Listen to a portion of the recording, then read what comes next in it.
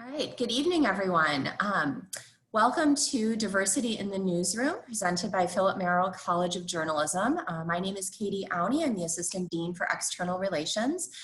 Just wanted to make a couple quick housekeeping notes before we get started. We just ask that everybody remain with their audio off and their video off throughout the program. Also to note that it is being recorded and it will be posted on our YouTube channel most likely as early as tomorrow morning. We encourage you to post questions using the chat function. So you can post any questions throughout the program to everyone and our moderator will keep an eye on those and try to get to them as she is able to. Without further ado, I would like to introduce you to our moderator for this evening, and then she'll take it off with the panel. So we're pleased to have with us Cristal Williams Chancellor, who's a graduate of Merrill College. Cristal is the Director of Communications for the Women's Media Center, where her role includes managing the production of many Women's Media Center reports, including the annual Status of Women in the U.S. Media Report. Cristal is also an award-winning journalist who spent most of her career in newsroom and project management. She spent many years in newsrooms at the Akron Beacon Journal and the Star Democrat in Easton, Maryland. And she was part of the team in Akron that won a 1994 Pulitzer Prize Gold Medal for meritorious public service for a year-long series focusing on race relations in Akron. So without further ado, I'm going to turn it over to Cristal. Thank you, Katie, and thank you, Olivia, who's working behind the scenes to make sure that everything runs smoothly. I am just so delighted to be here and was so honored to get the invitation to moderate this panel at University of Maryland, College Park, which always holds near and dear to my heart. I still remember my days at the Black Explosion. I think I spent 3 years there as a reporter, editor, and my colleague, Deborah Barfield Berry, is smiling because she was part of that as well. But it is really such an honor to be part of this. And I see a number of people have started joining us. And I just want to personally recognize Dr. Barbara Hines, who was one of my professors when I was there back in the 80s. And I know that she's continuing to make a difference and influence those who are coming up through the ranks. And thank her for all of her help in making sure that I landed well on my feet, Deborah, and so many other those who had her in the classroom. And I also just want to take a moment, not Philip Merrill related, but I did see recently that the University of Maryland recently named one of its departments after Harriet Tubman, the Department of Gender, Sexuality, and Women. And was especially happy to see that and be part of the university. Curity's name is part of that too. But this evening, we're going to talk about diversity in the newsroom, a subject that's near and dear to my heart, and I know to all of the panelists who have joined us this evening. I wanted to invite those who are watching, listening, to feel free to use the chat if you want to use your questions. Submit your questions, or you can wait until after the end and we can do a formal Q&A.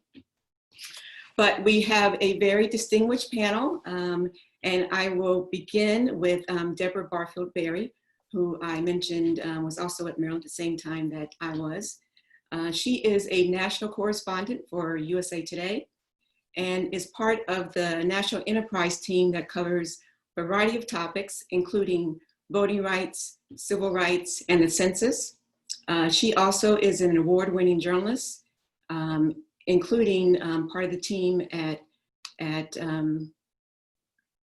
Newsday that won the Pulitzer Prize for TWA Flight 800. And for those of you who have not seen her most recent project, 1619 Searching for Answers, I do encourage you to go back and look at that. It's definitely worth reading. And makes me proud to see that she was so instrumental in that project. Monica Norton is Deputy Local Editor at the Washington Post. She joined the Post in 2005 as the Assistant Maryland Editor for Education. She worked as the Technology Editor on the business desk before returning to local news in 2009. She also worked at Newsday as a Washington News Editor and as Long Island editor.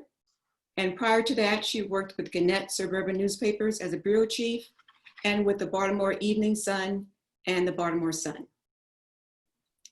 Maria Reeve Douglas is the managing editor at the Houston Chronicle. She is one of 2 managing editors who was named in November 2019. She previously served as assistant managing editor for news at the Minneapolis Star-Tribune, and she led the features team and was deputy metro editor there before becoming AME for news. And I'm sure those of you who are students will recognize Professor Vasudevan, who is the assistant professor in visual communication at the Philip Merrill College of Journalism. His work includes intersections of media, culture, and journalism and design. Prior to his academic career, he was a multimedia journalist and including published in Slate and the New York Times. With that, I'd like to go ahead and start our questions, but again, feel free to send your questions in as well. And we want to talk about diversity in the newsroom. And for many of you, it's something that is really top of mind for you. We know that in the industry, industry-wide, that women and men of color are still very much underrepresented in newsrooms, whether it be in print, television, radio, or digital. Currently, they are only about a little more than 20%. And as you know, people of color in the newsroom will soon be the majority. And it's important that our newsrooms reflect the people and the audiences that we cover. We also know that for particularly women of color, the numbers are even more dire. For example, for print, women are less than 8%, that is 8% of newsrooms across the country. For local news, it's slightly better. Local news for television, slightly better at 12.6%. And then for radio, even less, is only about 6% for local radio stations. So as those stats indicate, we have a lot of work to do and a long way to go. But I'd like for each of you to talk about diversity in your newsroom and in general in the industry, what you see and how you would grade both diversity in media in general, and particularly in your newsroom, what the numbers look like. So why don't we start with Monica, if you can talk a little bit about the Washington Post and just your general observations on diversity in media. As Cristal mentioned, I've been there since 2005, and probably like a lot of news organizations, it has ebbed and flowed. When I arrived, it felt, and I'm sure it was, I don't have the stats in front of me, but it felt far more diverse. There was a deputy managing editor who was a man of color, a department head over the style section was a woman of color, and it felt as if there were, frankly, just more people of color in, not just in the newsroom, but in decision-making positions. And that's very much a key thing. As we are in this moment of reckoning, as they're calling it, and not only through our society, but at newspapers, as they're talking about diversifying the staff, we have all, at every news organization I've ever worked, it's been fits and starts where we do a job of hiring people, bringing them in, but many people don't stay for a variety of reasons, and a number of people don't seem to be able to move into management positions. Okay, and Maria, what about in Houston? What's it look like in Houston?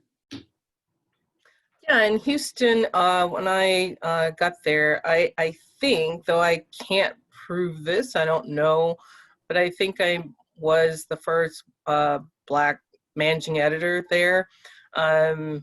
So there's that in 2019. But our newsroom, is somewhat diverse. I think we're people of color make up 34% of the staff and 24% of the managers. But in a city like Houston, which is 4th largest in the country, and I don't know how diverse it is, but when you consider that some 40+% of the population are people who identify as Hispanic or Latino, those numbers don't quite get us there to, parity with the community. So it's a thing that we recognize. It's a thing like many newsrooms. We are going through our own reckoning, as Monica put it.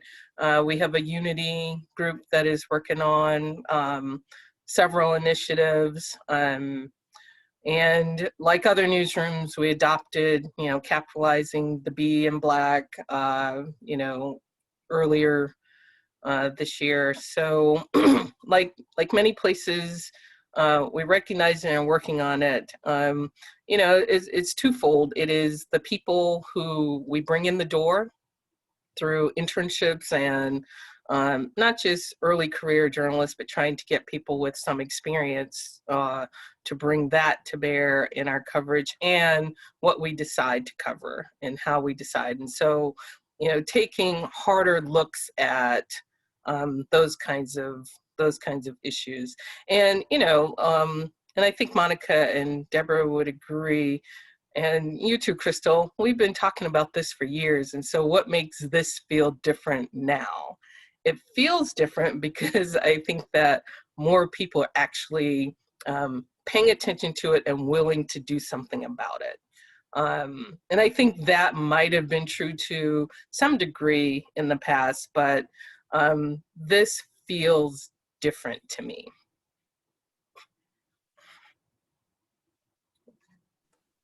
You're on mute. Cristal, you're on mute. Sorry, I was just saying that we're going to talk more about why it feels different this time around. But before we get more into that, Deborah, why don't you share what's happening in Gannett, USA Today? Sure. So I've been there for on and off with Gannett, USA Today, maybe 15 years already. And like Monica, the numbers have kind of changed and people have come and gone. But there was a point maybe 5 years ago, 4 years ago, and I was in the Washington Bureau, where there weren't many people of color, especially African Americans. So I was the only one at some points. But I can say that in the last year or so in particular, I walked in a newsroom one day and almost felt like, what? I had to look around. There was much diversity. Many of them were younger reporters that were the new crop, but they were coming in. They were being brought in.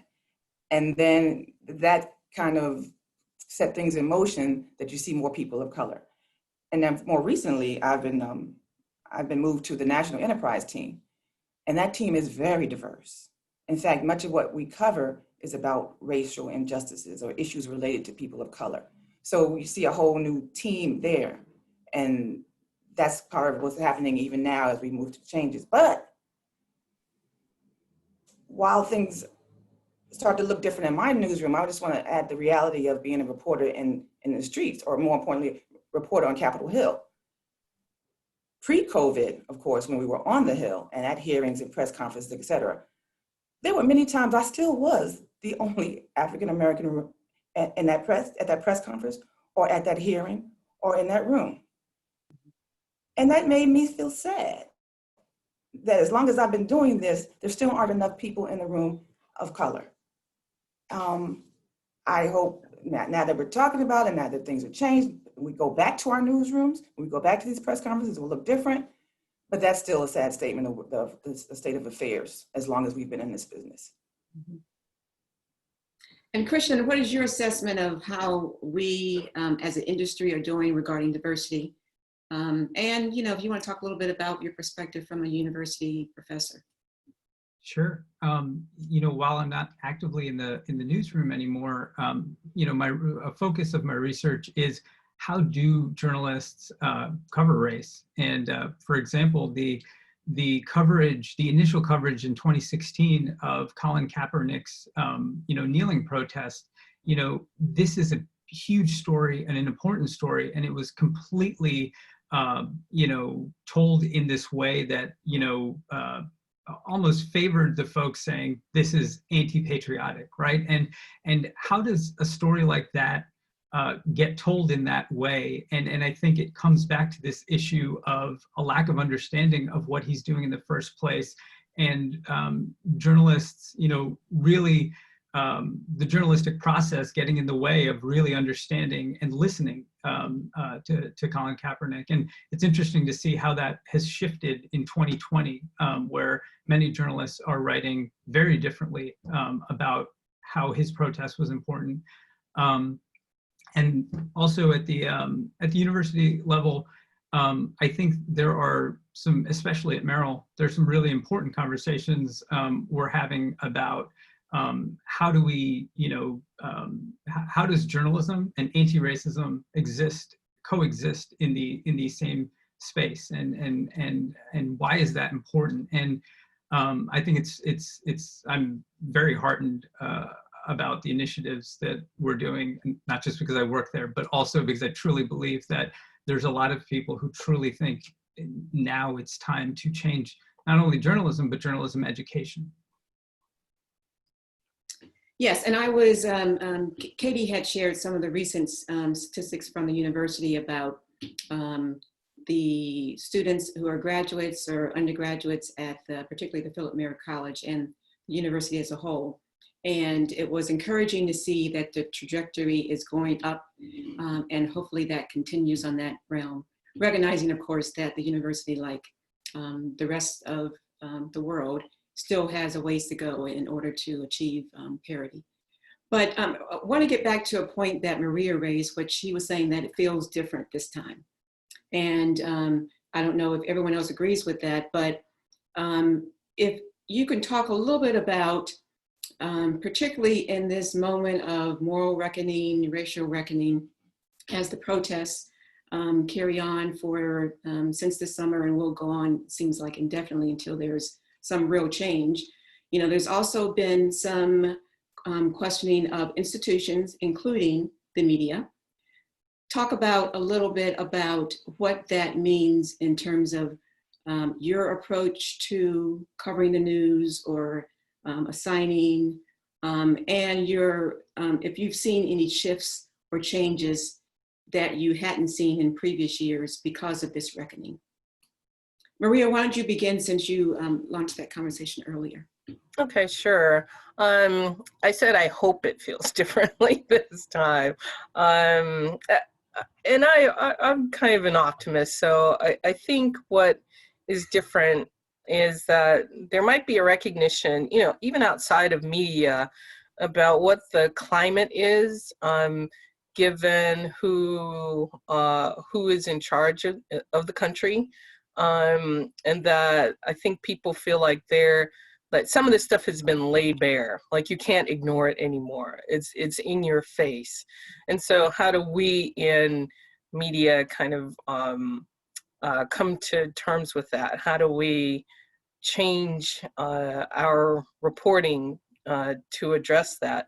I mean, you can't ignore protests where there are clashes between sides. You can't ignore when there are, an increase in the number of white supremacist sort of organizations and activities. You can't continue to ignore when police or people who are charged with keeping communities safe instead engage in what some would view as, militaristic actions and a general disregard for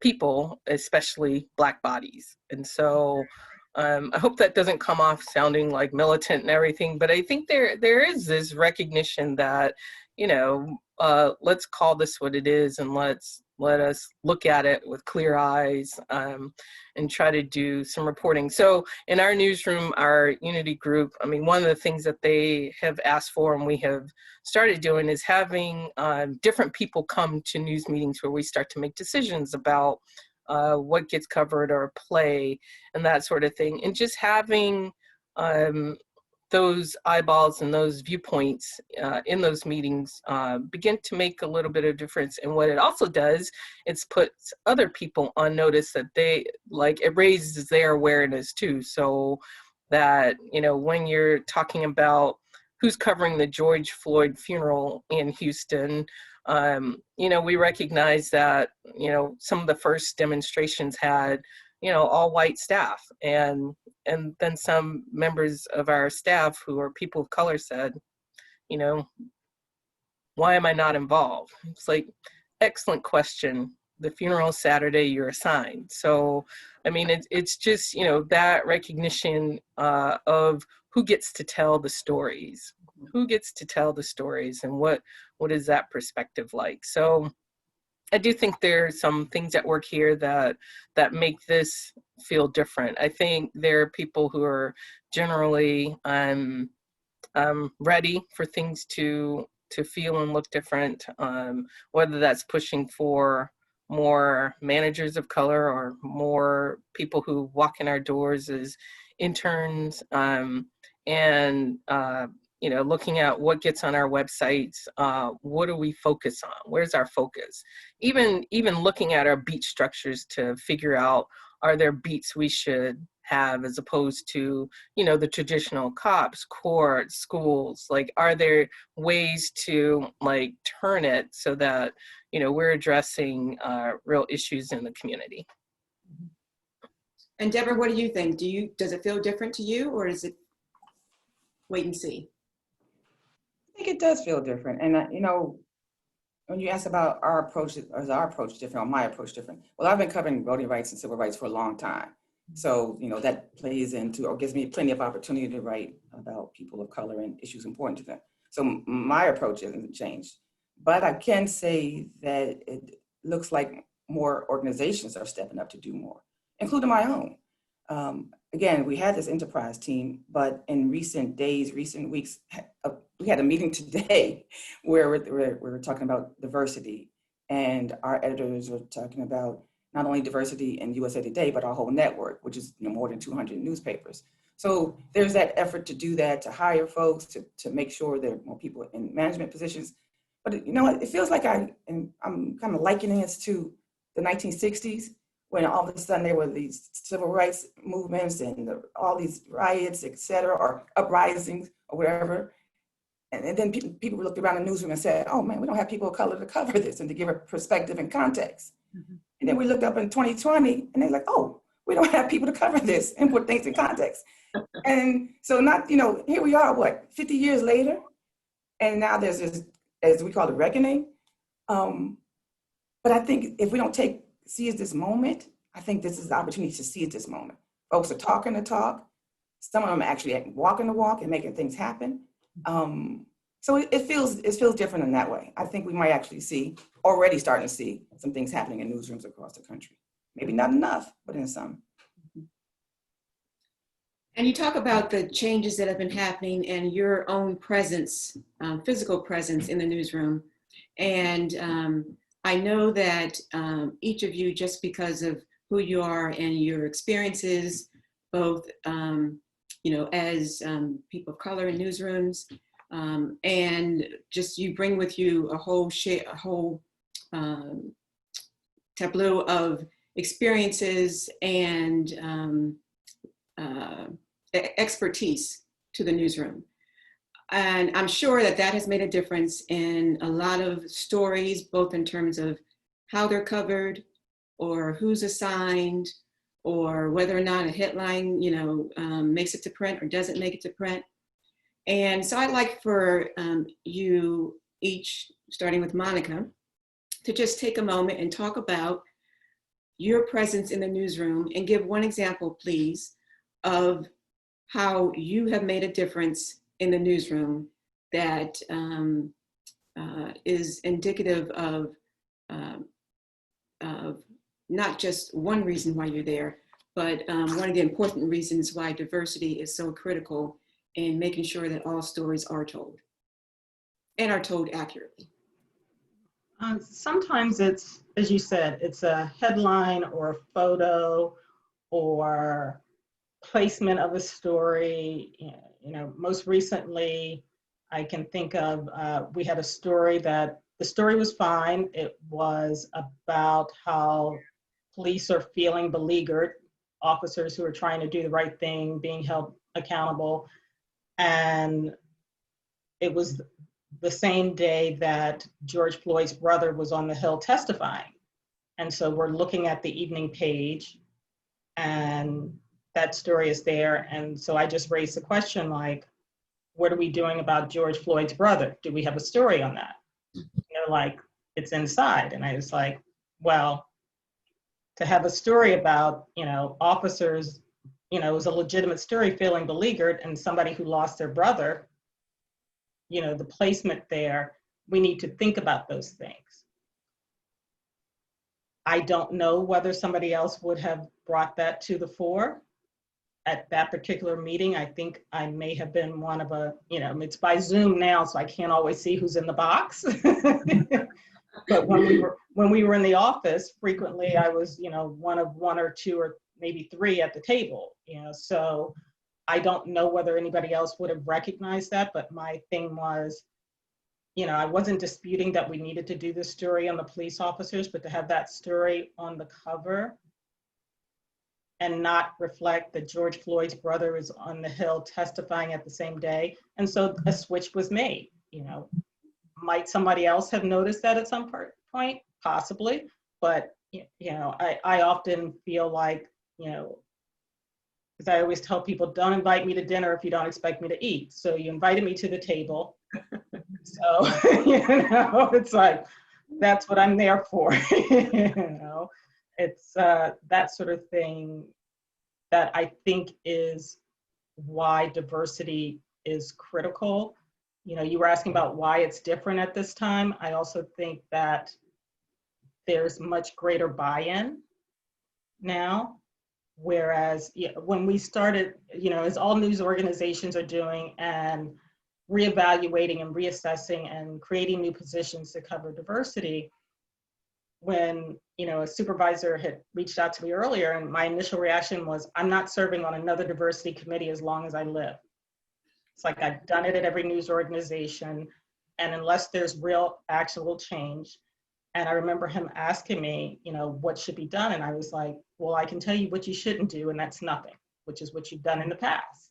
You know, you can't have fits and starts. There has to be real actionable evidence that you are hearing what people are saying and you're addressing that. And to the Post credit, they created these two positions. You know, we have a managing editor position for diversity and inclusion. It makes a difference to have that person there now overseeing not only coverage, but hiring makes a difference.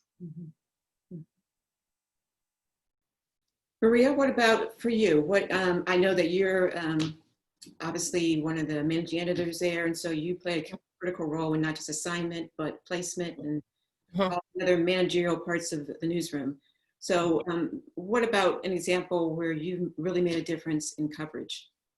I think like every other newsroom, that the George Floyd incident kind of laid bare some things. And so like I said earlier, just making sure, you know, when people raise their hand or recognizing that we do need, he was a native of Houston, or he was a longtime resident of Houston and was killed in my other stomping grounds in Minnesota. So I had like kind of, you know, had the gamut of thoughts about stories that we should try to tackle. And it's also, like Monica said, is I'm still amazed, like, wow, they have to listen to me now. Like, they have to listen to me. I say I want this on the front page and it goes there. Like, isn't this great? Everyone should have this. But you know, like let's not do it, and this is a long time example. Let's not do Cinco de Mayo and then ignore that, you know, lots of Hispanic and Latinos are disproportionate victims of COVID. Like, let's look into these kinds of stories as opposed to like your typical festival stuff. And so in Houston, which is a majority minority city, and I know that phrase will get different now because like we should think of something else to call it. You know, it is thinking about who those readers are and what we should be doing to serve them. But, you know, in my case, we have now a woman, she is a lifestyle columnist in Features. Now, she says that would not have happened without my presence. I'm like, I'm sure it would have, Joy, but she says, no, it hadn't for years, and you show up and there's movement. So, you know, I like that. I like being able to have that kind of impact and in a community where, you know, people should be able to look to us and see themselves and see issues that they are concerned about represented. And Krishnan, what about for you? I know that you, you know, both your experience both in the newsroom and at the university. So where would you say you really made a difference? I think as, you know, as a teacher who works with students who are just in their infancy as journalists, you know, this is where you're doing your reps and you're building your confidence. And I think the thing that I think is most helpful, especially, you know, when working with students who want to cover race, is when there's topics that I don't know very well, I go and learn about them. How can I support what you're doing? And an example was last semester, a student for her final project in my motion graphics class really wanted to cover gentrification in a specific neighborhood in New York City. And, you know, I'm familiar with the basic concept of gentrification, but how do we together build knowledge? And then how do we then, you know, correspond? And how can I be a productive editor for you? And then that took me learning a bunch of things I didn't know. And at this stage, especially, I think that can be powerful and helpful to students as they forge their paths forward. And Deborah, you've spent, as you mentioned, 15 years in USA Today and Gannett. And I'm sure you have many examples, but share with us one of those. So I don't have the power that Maria and Monica have in their newsrooms. I'm not ME or deputy anything, but I'm routinely asked to weigh in, to check whether this is insensitive, to check whether this is right, to check the historical context of something. When it came to Congressman Lewis in particular, you know, checking this, checking that, checking video stuff, making sure reparations is right, or the context of it, all those things. And I'm glad folks asked. I said, well, what's kind of it's overwhelming sometimes, because I'm still doing other stories while everybody's coming and asking me to help. But I'd rather have them ask than not. I'd rather have them take the moment to say, is this right, Debbie? Or can you help me with this? Or can you give me a contact for this story? All those things I'd rather have them ask. But it does become overwhelming sometimes.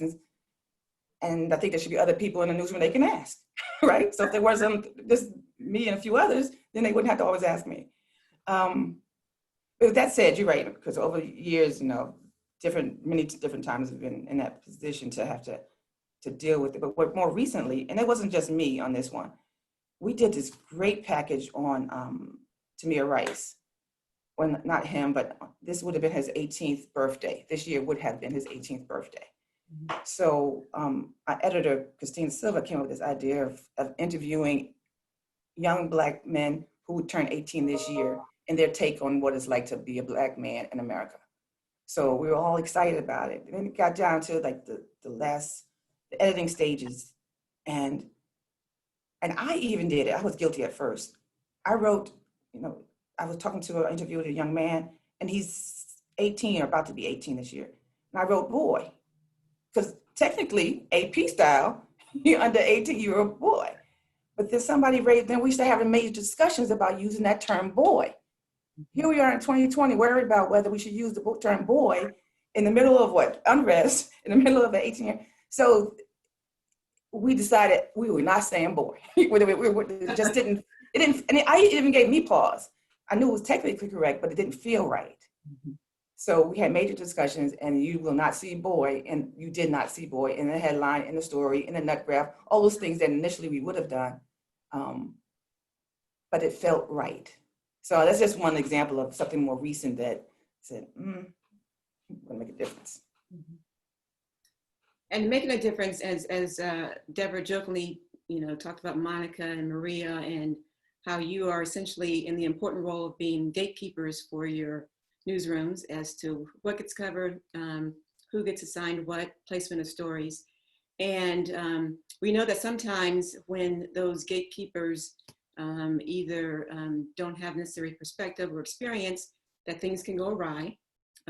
Two of the most recent examples were, I think it was last week, NBC News ran a photo of Usain Bolt and said it was Kevin Hart, comedian, which, as we know, they do not look anything alike. And then there also was the most recent example of the reporter from Kenosha, the local paper there, who quit because of his boss, his editor, refused to change the headline of a story that obviously had some racial overtones. And so those are examples of where things have gone wrong because there isn't enough diversity of voices, perspectives in the newsroom. And I know as the gatekeepers for, at least one of the gatekeepers at Washington Post and at the Houston Chronicle, you've probably had similar experiences where that has also come into fore. And as managers, you also are essential in that role. And there are very few people of color who are in those managing positions. So talk a little bit about how critical your being in that seat is. Maria, you referenced a little bit earlier to now basically, what you say happens, it matters. You say you want something on the front, it's voila, it's on the front. You say you want a story covered, there's a reporter that gets it covered. I have a boss too, so let's not forget that.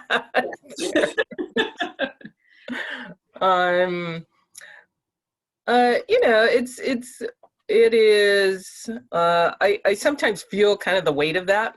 And I've talked to other friends who are, women or people of color in these kinds of roles. And sometimes it feels like, I better not mess that up. You have to, because people are watching. But, you do the best you can. You bring with you, to work, all of your experience, all of who you are, and just try to not forget that. Because and I'm sure Monica's experienced, and Deborah too, when you grow up in this industry, there are, you're surrounded sometimes by people who don't look like you. And so just try not to forget, your perspective and your experience matters a lot, or you wouldn't be here. And especially now in this current climate. So I think a lot about, how do I want to show up in the room? What do I want the younger reporters or even the experienced ones to see in me and see what I'm trying to do. I mean, first and foremost, we are journalists, and we want to get the stories and get them right and have some impact, and so that comes first. But also, what else? What else should we be doing? I ask myself that a lot. What else should we be doing? It's not just, this thing that's right in front of us. What else should we be doing? What other stories should we be focusing on. And then trying also, because you also know when you're in these roles, like try not to get sucked in by management crap that you have to do. Keep the bus rolling. So that's real, you guys. That is reality too. So Monica, do you get caught stuck in a lot of management? Oh, yes. Oh, yes, yes, yes. I spend a lot of time trying to keep the trains running. Yeah. People always ask me, I tell them I'm a juggler. That's what I do, you know. It's, you know. Yes. But I do, like, Maria said something really interesting, like, you know, what else should we be doing? What else are our roles? Because I do take my roles seriously as, you know, helping guide good journalism, you know, just the very basics of that, to do good journalism. And I often tell people I had no intention of being an editor for this long. Like, I have spent most of my career as an editor, and the first editing job I took, I had a plan. I was going to do it for 2 years. I was going to get a Neiman. I was going to be the world's best religion reporter. And, you know, 20 years later, none of those things happened. But I remember one of my first editing job, there was a story that I had no involvement with. I didn't see it until it appeared in the paper. It was done by someone. And it upset a lot of Black staffers because the lead, and I don't remember the exact specifics, but it was something like, there's a picture of Jane Smith holding her daughter on her mother's dresser. And on the back of the picture, it says, "Don't forget, mommy loves you. It's a lie." And so then I go on expecting to read this story about horrible abuse, et cetera, et cetera. And it was a story about a woman who had died of a drug overdose. And, you know, I was just, when I saw it, I was like, what? And we had a big newsroom staff meeting to explain to this reporter, who really did not see it as an issue, that because someone has a drug addiction, it's a disease. Doesn't mean they don't love their children. She didn't leave her child on the side of a road. She took her child to her mother. That's love. She wasn't able to care for her. She gave her to somebody who could care for her. That's love.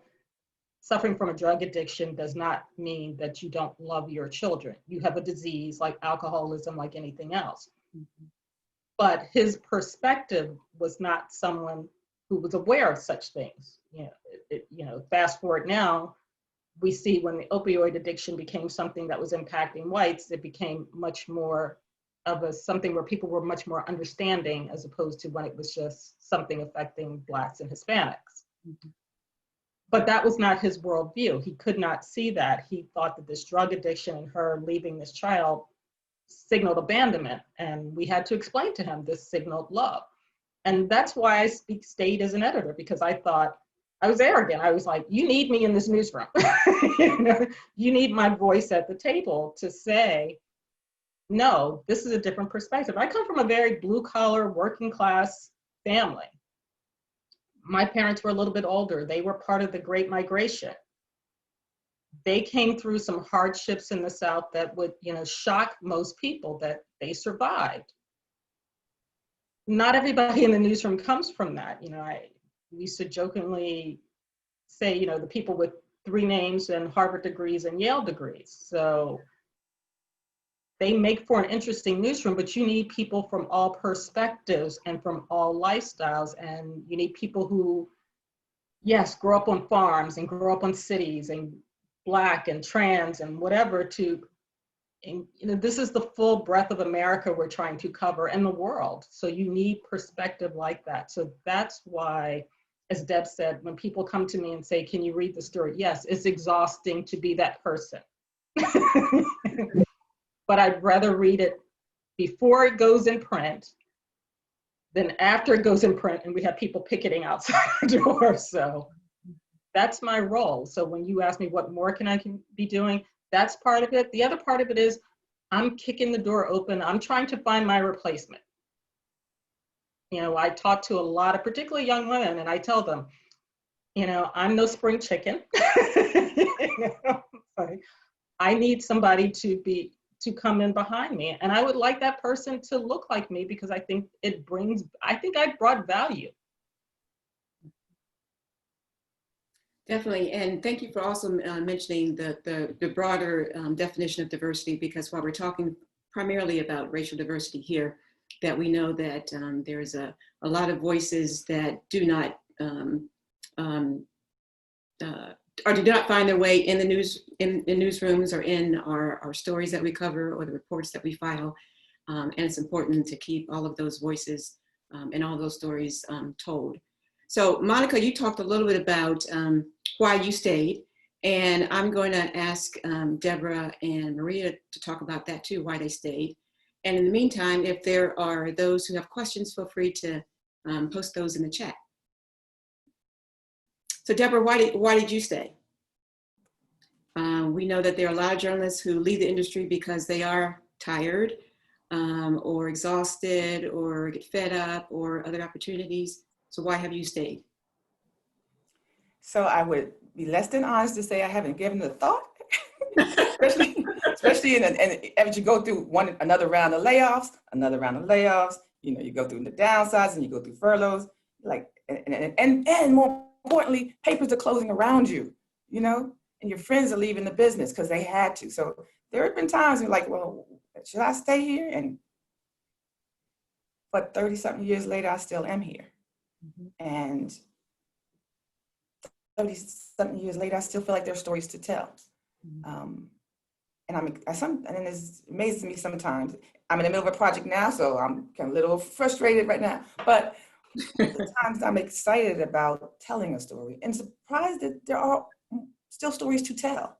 Mm-hmm. I just happen to be particularly passionate about what I write about, you know, voting rights, civil rights. This stuff is, man, I couldn't ask for a better beat for what I am passionate about. Mm-hmm. So as long as I can hang in here for a little while, and now I know I have editor friends at other papers, so I'm good somewhere. I just feel like there are stories to tell. And if I can use my platform to tell those stories, or not just me, make sure other people in my newsroom tell those stories, then I'm going to hang in here for a little while longer. Mm-hmm. Maria, why have you stayed? Because I couldn't get anything else. No. I am kidding. Well, you know, Deborah's right. There's still fun stuff to do. I used to tell people who would, you know, like bitch about what we were doing. Oh, today. It's like, look, you get to come in, you get to talk to interesting people, you get to write, you know, that's the painful part, but you get to, you know, go in and ask people stuff and they have to talk to you or not. And then you write that and we post it or we print it, and this is still fun. And it's not, you know, you're not digging ditches, you're not, if you mess up, no one dies, you're not a surgeon. I mean, so this is fun stuff and important, you know, more important, it's important. But what I really like about my role now is like Monica says, is, you know, propping that door open and hustling in as many people who look like us as we can while we're still here, build that bench, create an atmosphere for people who look like us and want to tell our stories. So that's kind of, for me right now, the fun part. It's just like, you know, where can we encourage and be mentors to people who want to do this work. Well, let me just also mention, as we await more questions, I know that research is very important to the work that I do at the Women's Media Center. We do a lot of research on gender and diversity. And I know that, Krishnan, you've done research as well at the university. And one of the pieces of research that you're currently working on is how empathy plays a role in reporting. Talk a little bit about that. Sure. Earlier this year, I published a piece on how newsrooms are, as they become more digital, they're embracing this idea of production, creating products. And so you see more designers and developers in the newsroom. And one thing about creating products is you create it for a user and you develop empathy for that user. And one thing that really has moved me is in June, Wesley Lowery wrote an op-ed in the New York Times, and he asked, similarly, who is this theorized reader of this newspaper that you envision? And he says it's a white reader. And as we think about empathy in the work I'm working on now, I think it's so important for journalists to see the world from somebody else's perspective and lived experience. And that means not only going and doing design exercises like deep listening, where you allow your biases to leave your system, so you listen to how somebody else has lived. And as Monica pointed out, that means you understand someone's class position as well as their experience, as a Black or Latinx person. And I think the other important things that reporters can do is also really look at what communities are saying, amongst themselves, and what media they're producing to let the world know what's important to them. And for example, the Trans Journalists Association has a style guide.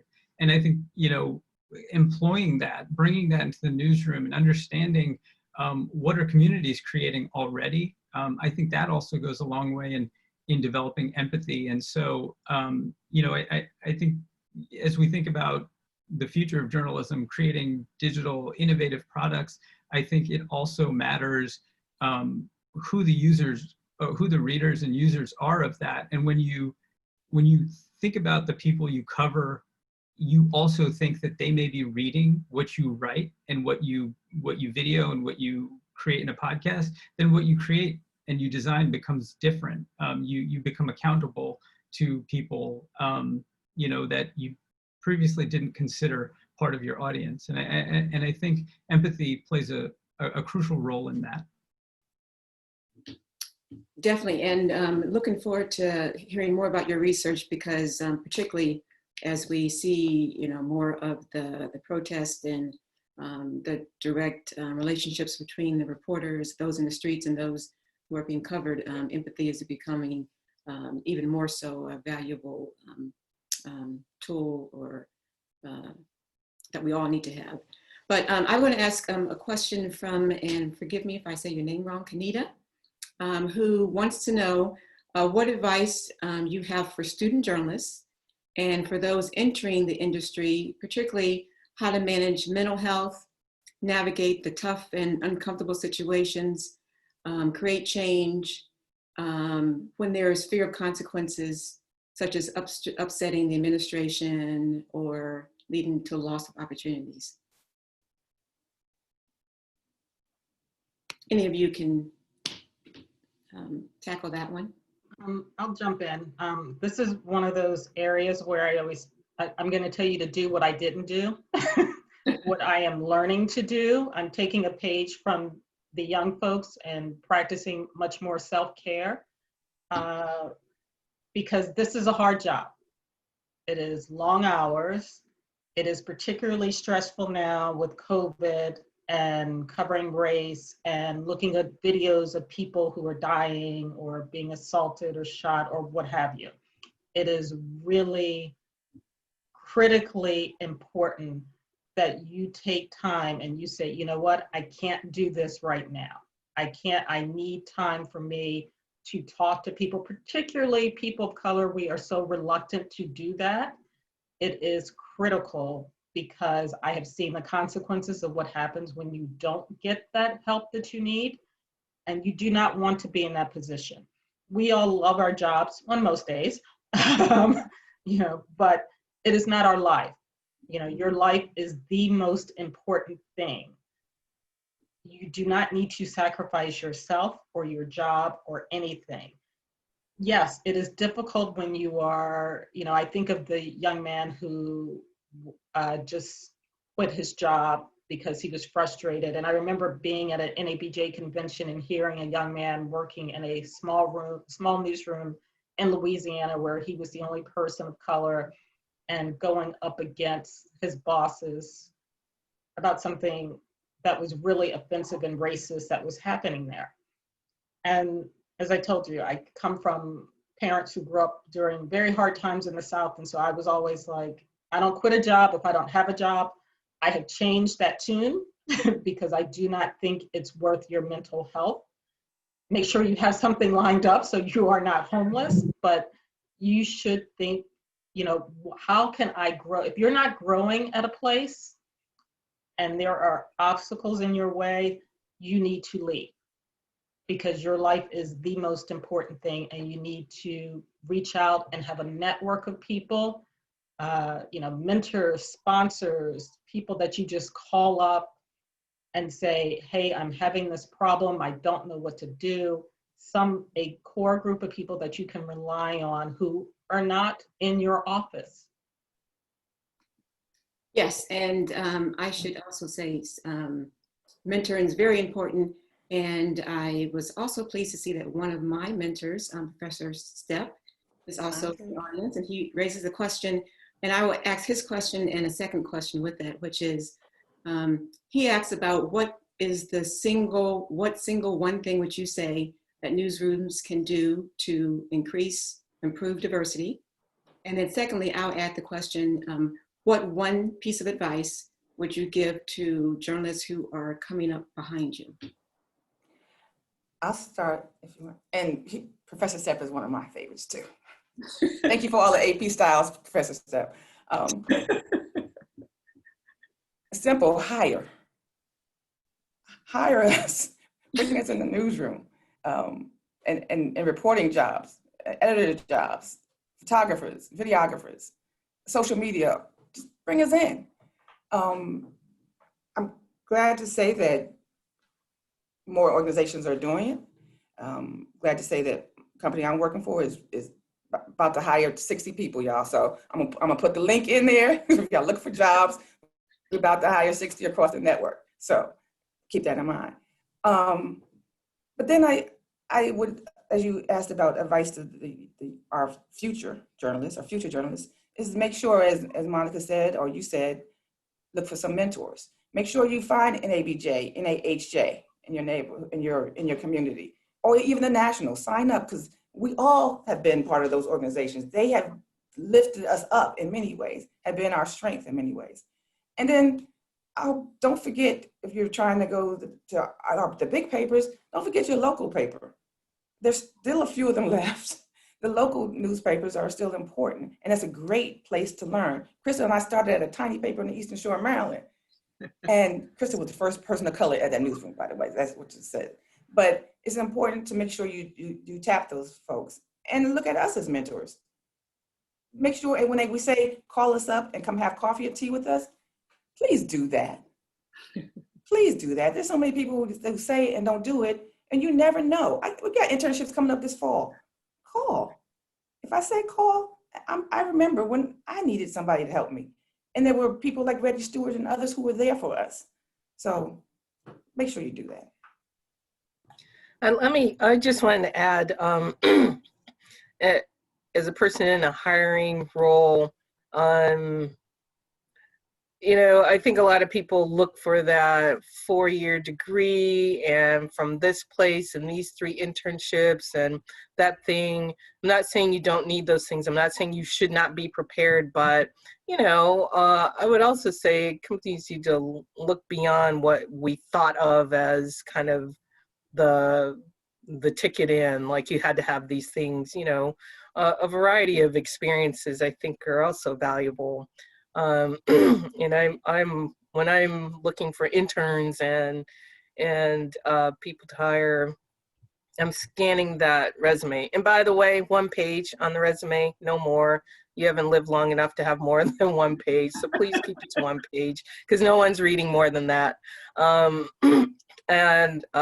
know, scanning, looking for something interesting, like what is going to catch my eye? Oh, you spent a summer on a fishing boat in Alaska. Well, tell me about that. You know, just the experiences that make you, you know, figure out a way to highlight that. But yeah, what companies need to do is hire people, and not just, you know, not just entry level, but though we need to build from there, because I think, like Deborah said, people are leaving the industry or losing jobs. But, you know, hiring is absolutely important. Getting people in the room who have the background and experience to help that news organization do its job, serving the community, which is what we're there for. So, I'm sorry, I thought I heard someone say something. Monica, did you want to add anything to that? No, I was just going to say that, as Deb said, there have been many times when I have spoken to classes, I've handed out my business card, I've said, call me, you know, I'm terrible at answering the phone, but I respond to email at odd hours because I don't sleep. So if you shoot me an email, I will respond to you.